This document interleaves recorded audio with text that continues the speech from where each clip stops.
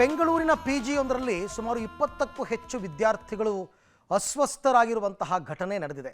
ಇದಕ್ಕೇನು ಕಾರಣ ಅಂದರೆ ಫುಡ್ ಪಾಯ್ಸನ್ ಆಗೋದಕ್ಕೇನು ಕಾರಣ ಅಂದರೆ ಊಟ ಮಾಡಬೇಕಾದ್ರೆ ಯಾರೋ ಬಂದು ಈ ಇಲಿ ವಿಷವನ್ನು ಸ್ಪ್ರೇ ಮಾಡಿದಾರಂತೆ ಆ ಪಿಜಿ ಒಳಗಡೆ.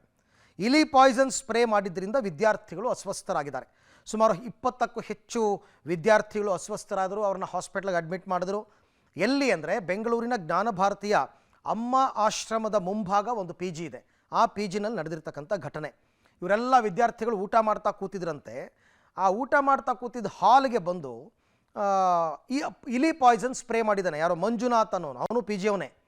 ಇಲಿ ಪಾಯ್ಸನ್ ಸ್ಪ್ರೇ ಮಾಡಿದ್ದಾನೆ. ಅದು ಸ್ಪ್ರೇ ಅಲ್ವಾ, ಸಹಜವಾಗಿ ಅದು ಫುಡ್ ಮೇಲೆ ಹೋಗಿ ಆ ಪಾರ್ಟಿಕಲ್ಸ್ ಕೂತಿರುತ್ತೆ. ಈ ಹಿನ್ನೆಲೆಯಲ್ಲಿ ವಿದ್ಯಾರ್ಥಿಗಳಿಗೆ ಫುಡ್ ಪಾಯ್ಸನ್ ಆಗಿ ಆಸ್ಪತ್ರೆಗೆ ದಾಖಲಾದರು. ಸ್ಥಳಕ್ಕೆ ಜ್ಞಾನಭಾರತಿ ಪೊಲೀಸರು ಭೇಟಿ ನೀಡಿ ಪರಿಶೀಲನೆ ಮಾಡಿದ್ದಾರೆ. ಎಲ್ಲ ವಿದ್ಯಾರ್ಥಿಗಳು ಅಪಾಯದಿಂದ ಪಾರಾಗಿದ್ದಾರೆ. ಯಾಕೆಂದರೆ ಅದು ತುಂಬ ವಿಷ. ಅದು ರ್ಯಾಟ್ ಪಾಯ್ಸನ್ ಜಾಸ್ತಿ ಕ್ವಾಂಟಿಟಿ ಏನಾದರೂ ಬಿದ್ದುಬಿಟ್ರೆ ತುಂಬ ಕಷ್ಟ ಆಗಿಬಿಡುತ್ತೆ. ಬಟ್ ತುಂಬ ಲೋ ಅಂತ ಅನಿಸುತ್ತೆ, ಮೈಲ್ಡ್ ಅಂತ ಅನಿಸುತ್ತೆ. ಹಾಗಾಗಿ ಈಗ ಎಲ್ಲ ವಿದ್ಯಾರ್ಥಿಗಳು ಆ ಅಪಾಯದಿಂದ ಪಾರಾಗಿದ್ದಾರೆ. ಡಾಕ್ಟ್ರು ಟ್ರೀಟ್ಮೆಂಟನ್ನು ಕೊಡ್ತಾ ಇದ್ದಾರೆ.